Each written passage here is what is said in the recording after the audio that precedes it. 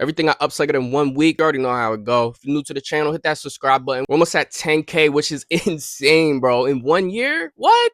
I love y'all, man. Thank you guys so much. I want to use this time to say, chase your dreams, make it come true, and do what you love in life. Day one, we cooked up wax denim. I'm calling them molted. I didn't drop these yet. By the way, I didn't drop any of these yet.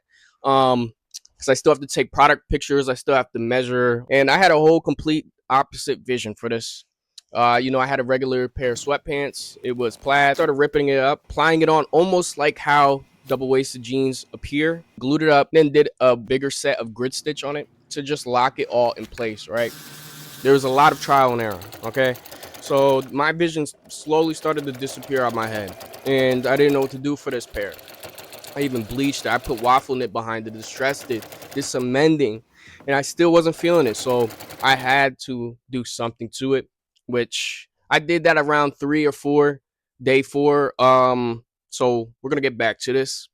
Just know it turned out how I wanted it at the end eventually. That same day, I started cutting and sewing a different pair of pants. Now, these are probably one of my favorite. Oh, no. The ones I'm wearing are my favorite, but these are my second favorite. So these two I started cooking up at the same time. I had the same type of vision. I wanted to do boro. I wanted to add a lot of color, mending, dyeing, right? For the pair that I'm wearing, it was just normal blue, and I added a waffle knit underneath for the distressing of all the holes so it peeks through. And I added this tiger print. I got this from a client. We were working on some sweatpants, and he said, "You know what, bro? You can keep the material, use it for something." And that sparked something in my head. I wanted to use some tiger print.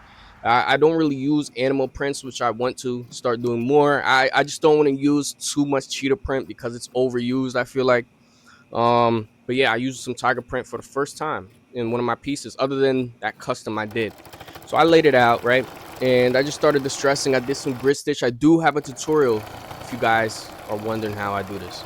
And like I said, I wanted to add a lot of different colors to this, right? So for this pair, for the tiger, I don't know what to call it. Let me know in the comments what you think I should call these. I think I'm gonna call this red tiger, but I knew that the green would pop out, especially after I dyed it. Like I said, I had a vision in my head of how I wanted this specific pair to turn out. So the threading adds so much to this, man. It's crazy. And I added red stitching, I added red mending, I added the grid stitch with different colors. Probably gonna call this black puddle. So I was making these both at the same time, and I realized for this one it was too short, right? So I had to extend it, and I just waxed the bottom of these. And for the dyeing situation, I tried a lot. I tried the tea bag method with coffee to stain the fabric, and I realized it didn't really look good on how I wanted it for these. Maybe on t-shirts I'll try it, but yeah, so I ended up dyeing these. This one's a lighter dye because I used the saturated dye from these pants, and then later used the same dye to dye these, so it's a lesser, like, faded version of these, you know what I mean? That was kind of my vision for this yin and yang kind of thing, same flare set, very broad, very wide, and it fits perfect on a platform shoe or boot that's bulky. I really love these two. These two are my favorite out of the stuff I made this week.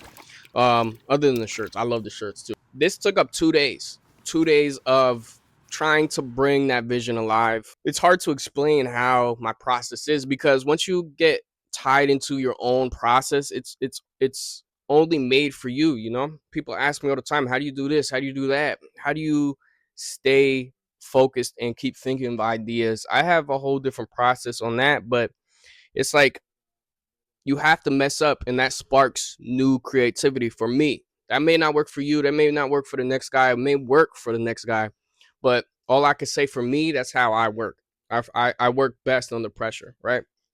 And that's one of the reasons why I think these three, especially with the molted, turned out to be my favorite. It's a lot of being under pressure, and I love how beautiful these turned out. So the wax bottoms, black puddle, one of my favorites. Red tiger, one of my favorites. By the way, I didn't add my tags on any of these yet, so that's another reason why I'm not dropping yet. Around day 4 is when I started to do molted again. And I tried bleaching. Colors didn't turn out how I thought it would, right? Because there's a whole bleach segment I will go over. about bleaching, and I messed up. All right, that's how you learn though. And you could see some patches turned out yellow. Like I oversaturated it with bleach when I should have diluted the bleach, and made it a sun faded look. That was my issue. So I decided to wax it. You just got to know how to maintain these pairs. A lot of people ask me, how do you wash these? What's the point of buying them? If you're into fashion, that's part of the risk you're going to take.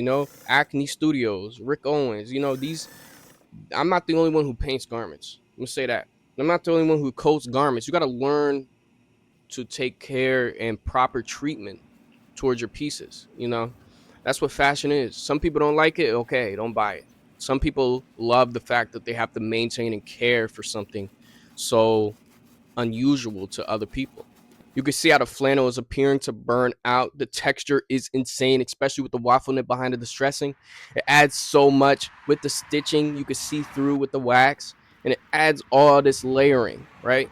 The last few months, I've been realizing that I love texturizing. I love that. Love to coat. That creates texture. That creates something you haven't seen before. Day 4, we knocked out 3 pairs of pants. 5, 6, and 7, we were working on t-shirts. So I bought all these shirts. I didn't know what to do.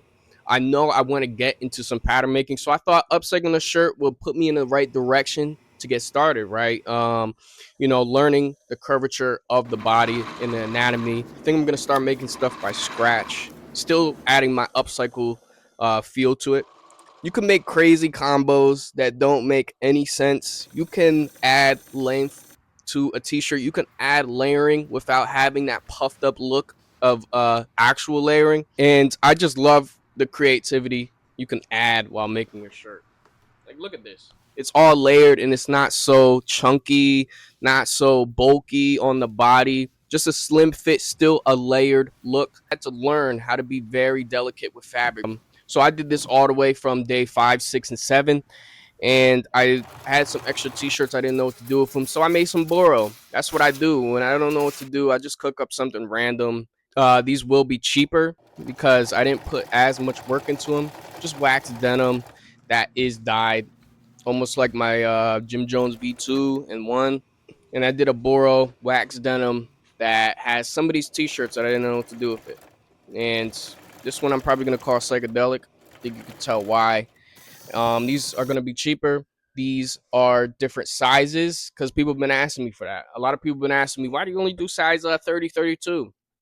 That's my size, bro, and I'm the only model. I understand that sizes vary, so I'm trying to bring that into my brand without someone having to order a custom for me to do it. I'm just gonna start pumping out different stuff to see what people are looking for, see what sizes most of you are. So comment below what size you are, and I'll try to make something in your size with t-shirts as well. That pretty much wraps it up. This week I got a lot done. Like I said, put your heart into this. If you're doing this, if you're upcycling, put your heart into this. Fashion doesn't have to be all copy and paste, and I think I just proved that point.